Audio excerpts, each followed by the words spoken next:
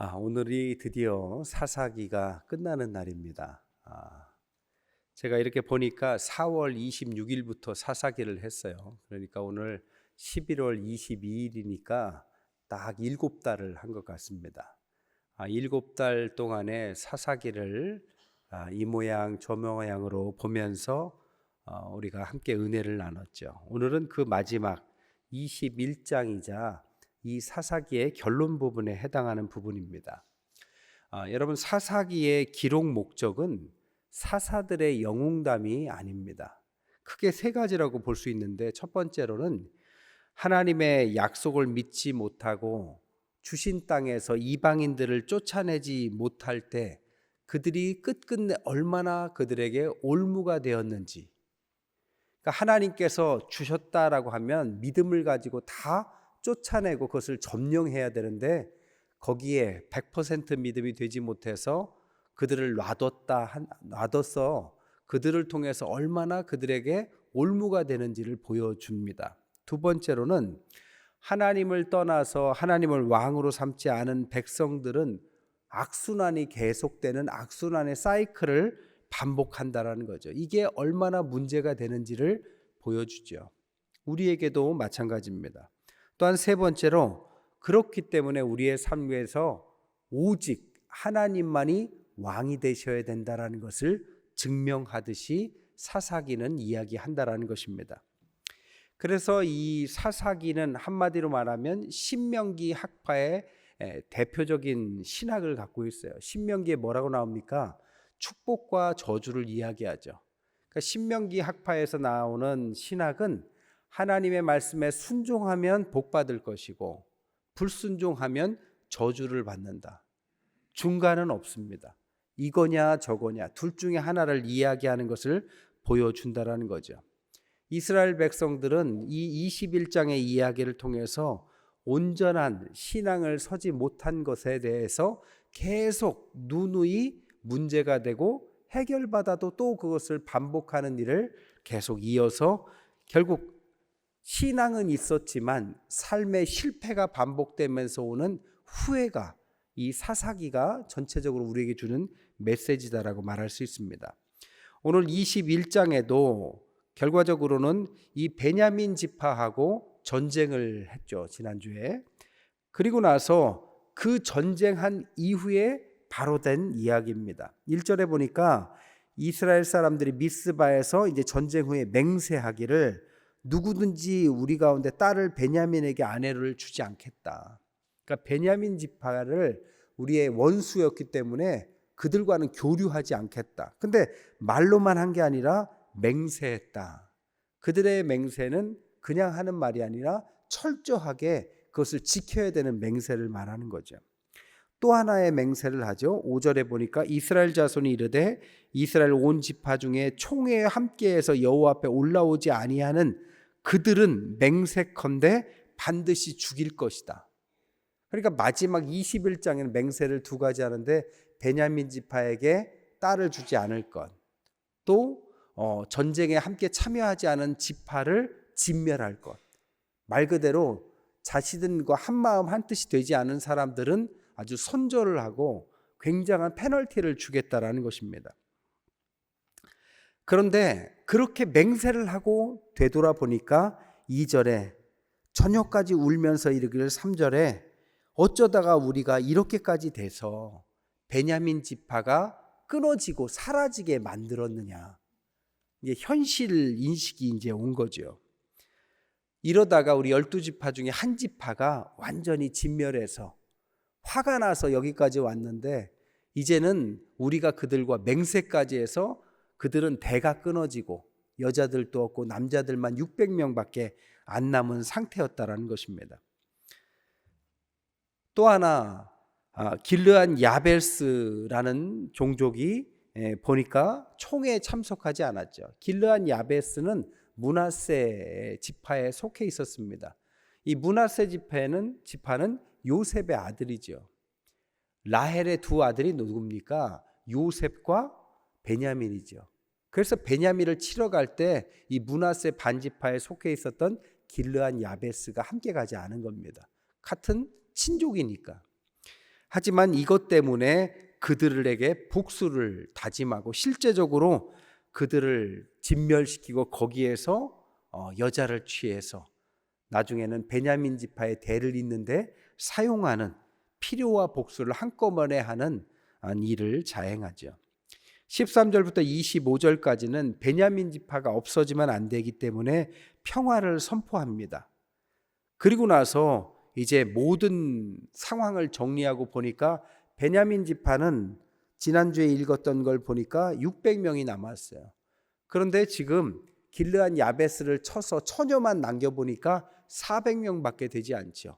거기서 결혼시켜봐야 200명이 또 남으니까 그들이 또 다른 계략을 갖게 되죠. 그게 19절에 그러면 우리가 어떻게 하냐, 맹세했기 때문에 딸을 줄 수는 없고 합법적으로 수장절, 장막절에 여호와의 절기에 축제가 있습니다. 예루살렘에 성기순례 가보면 알겠지만 실로에는 포도주 틀이 있고 거기서 포도주 수확 축제를 했어요. 우리가 지난 주간에 추수감사절을 했는데 이 장막절, 수장절이 결국 추수감사절 같은 거죠. 그래서 이 포도를 추수하고 나면 일주일간 축제를 합니다. 그때 여자들이 밖에 나와서 춤을 출 수 있었습니다. 그때를 우리식으로 표현하면 보쌈을 허용한 거죠.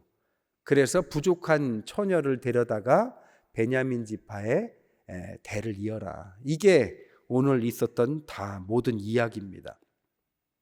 그리고 마지막에 의미심장한 이야기로 끝나죠. 25절에 그때 이스라엘의 왕이 없으므로 사람이 각기 자기의 소견에 오른 대로 행하였다. 이게 사사기의 결론에 해당하는 이야기죠.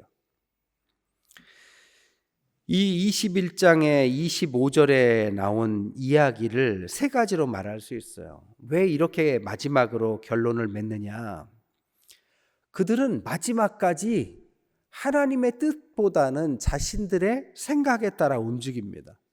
그래서 베냐민의 그 깡패들이, 불량배들이 했던 행동을 가지고 시작했던 전쟁, 그러다가 베냐민을 진멸까지 나아갔다가 이러다가 안 되겠다 하면서 후회를 하는 것이 왕이 없었던 그들의 상황이었습니다. 하나를 알고 둘을 모르는 거죠. 화가 났다고 오늘만 살면 안 돼요. 도를 넘는 행동을 하면 그 도를 넘는 선택이 결과적으로 자신에게 돌아옵니다. 이 한국인들도 이게 착하다가도 한번 화내면 끝장을 보려는 성격이 있어요. 근데 동남아 사람들도 다 비슷하다고 그래요. 조용한 민족성을 갖고 있는데 화가 나면 끝장을 보는 무서운 성격이 있대요. 근데 이렇게 끝장을 보는 성격, 도를 넘는 성격들은 결국에는 모두를 망치는 거죠. 역사적으로 1차 대전이 독일의 패망으로 끝나죠.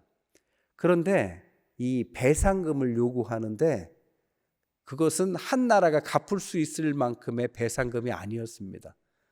처음에는 그렇지 않았는데 자기들끼리 너무 화가 나서 배상금을 어마어마하게 높여요. 그래서 독일이 그 배상금을 갚아야 되는데 도저히 갚을 수 없으니까 사람들이 들끓습니다. 그때 나타난 게 누구냐? 히틀러입니다.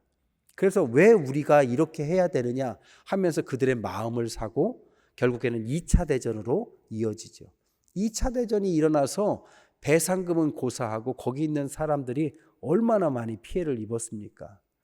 전쟁에 졌다고 해서 그들을 진멸할 것이 아니라 적정선에서 해야 되는데 그렇게 못한 거죠. 그 대가를 역사적으로도 치렀습니다. 다윗은 사울 왕을 죽일 수 있는 기회가 여러 번 와요. 하지만 절대로 선을 넘지 않습니다. 그래서 다윗이 되는 거죠. 그래서 다윗도 자신의 부하에게 암살당하지 않죠. 북이스라엘 보세요. 껌뜻하면 부하가 왕을 암살하는 쿠데타가 일어납니다. 그러면 그것을 보고 자란 사람들이 또 쿠데타를 또 일으키는 것을 반복해요. 선을 넘으면 나만 넘는 게 아니라 그것을 보고 자란 사람들도 넘는 겁니다. 한국 정치도 그렇죠. 어떤 선에서 정치적인 해결을 해야 될 것을 이제 서로 간에 선을 넘다 보니까 서로에게 극단적인 행동들을 할 수밖에 없는 모습을 보여줄 수밖에 없는 겁니다. 누가 잘하고 못하고를 떠나서 누구부터 시작했는지 모르지만 선을 넘는다라는 것은 이렇게 위험해요. 교회 내에서도 우리가 신앙생활 하면서도 화가 날 때도 있고 이해할 수 없는 상황이 올 때도 있고, 아무리 교회지만 우리가 다 무슨 천사는 아니잖아요. 하지만 우리가 신앙인이라면 선을 지켜야 됩니다. 신앙인이라는 선, 화가 나는 것이 이상한 게 아니라 신앙인으로서 이것은 넘지 말아야 되겠다 하는 선은 지켜야만 나중에 우리의 후손들도 그것을 보고 자라서 선을 넘지 않습니다. 제가 옛날에도 말씀드렸어요. 10년 주기설이 있다고. 교회 내에서 목회자 쫓아내고 교회가 갈라지고 이런 것들을 한번 하기 시작하면 10년마다 반복되는 이상한, 그게 10년 주기설이라고 이야기하는데, 왜 그러냐? 보고 자란 세대가 저렇게 해도 되나 보다. 그렇기 때문에 우리의 마음에 뭐 불편함이 있다고 해서 그것을 끝장을 보려고 하는 생각은 신앙적인 생각이 아닙니다. 두 번째, 이스라엘은 자신이 맹세를 한 것에 스스로 매이게 되죠. 그래서 맹세를 풀지 못하니까 꼼수를 쓰기 시작하죠. 베냐민 남자들에게는 여자를 주지 않겠다라는 맹세 때문에, 그렇다고 해서 이방 여자들과 혼혈시킬 수도 없어요.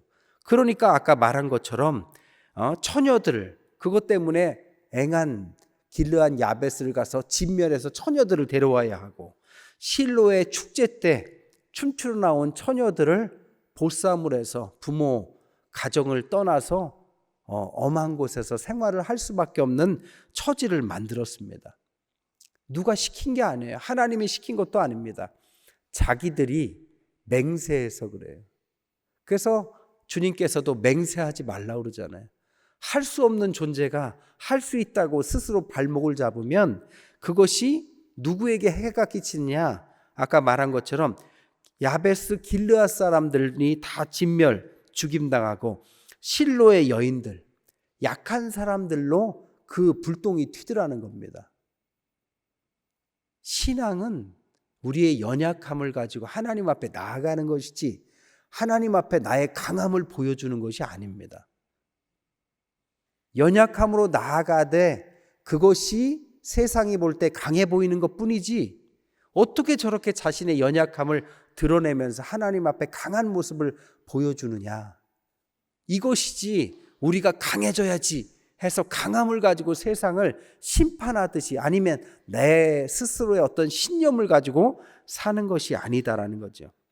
세 번째로, 이 모든 문제의 근원은 참된 왕이 없기 때문이라는 것이 사사기의 결론이라는 거죠.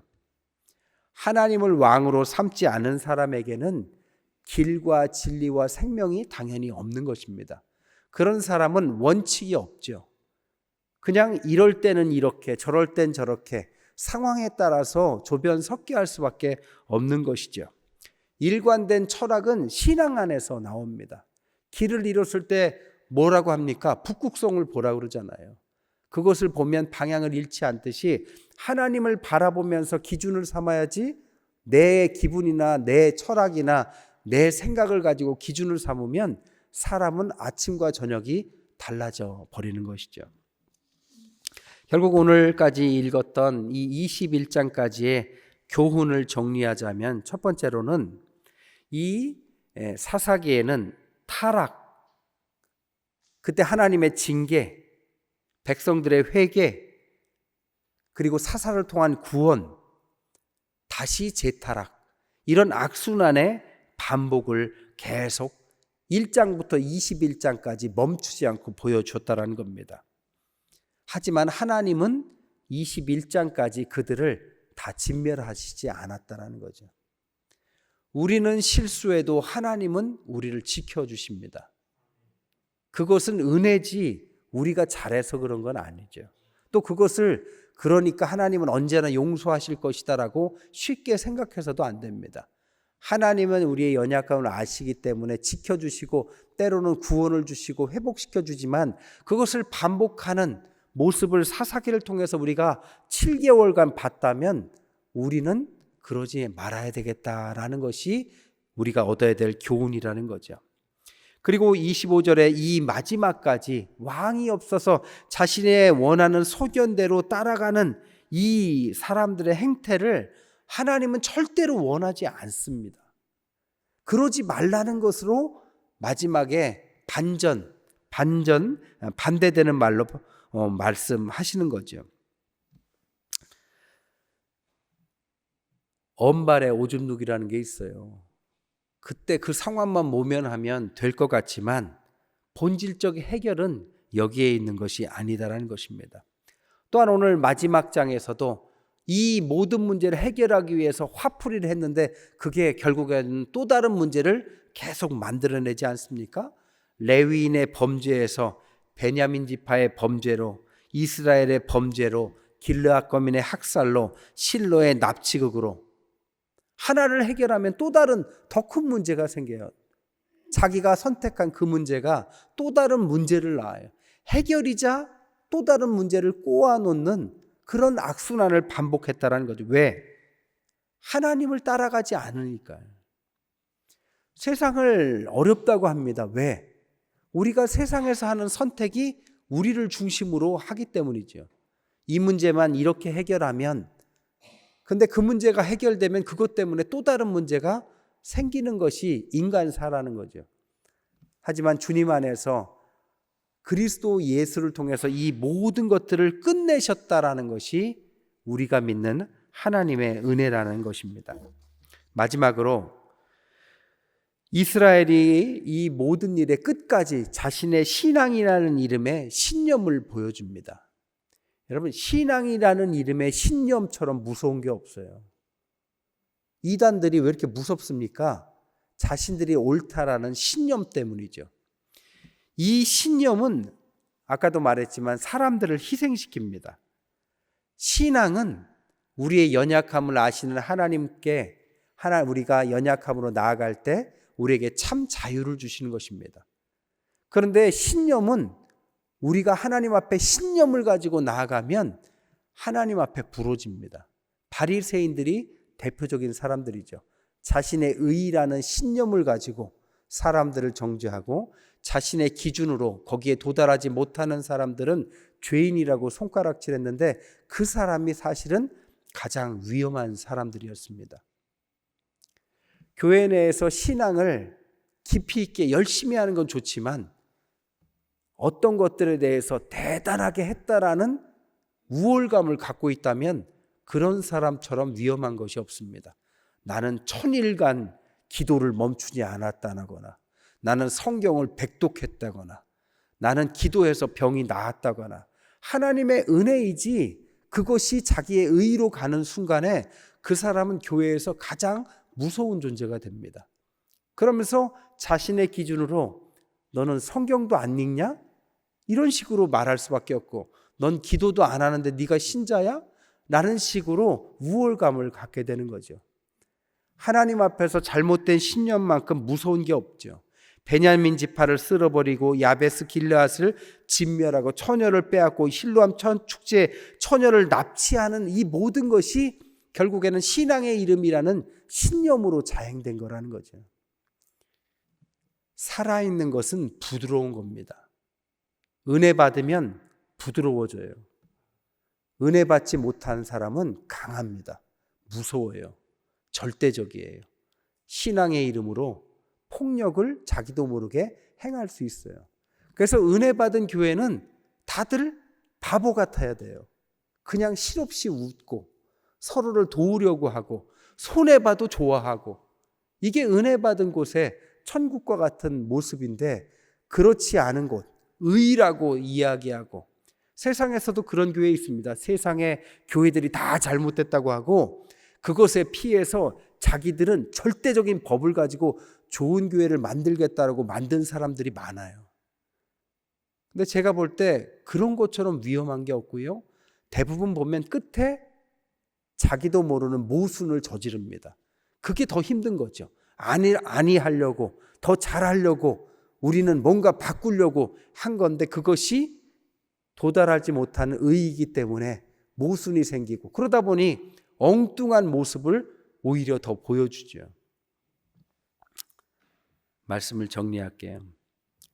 하나님 앞에서 우리는 연약한 사람들입니다. 이스라엘 백성들은 연약하기만 했기 때문에 문제가 된 거죠. 연약하다고 해서 끝나는 게 아니라 연약하기 때문에 주님이 필요하다까지 가야 합니다. 연약하기 때문에 주님이 필요하고 나는 다른 사람들보다 주님이 2배, 3배로 필요한 부족한 사람이다라고 하는 사람의 마음에 하나님은 은혜를 주시는 거죠. 나같이 부족한 사람에게 어떻게 이런 귀한 사역을 맡기십니까? 하는 사람은 사역을 기쁨으로 감당하지만 내가 이것을 하겠다 하는 사람은 그것 때문에 시험에 들게 하는 일도 할 수 있습니다.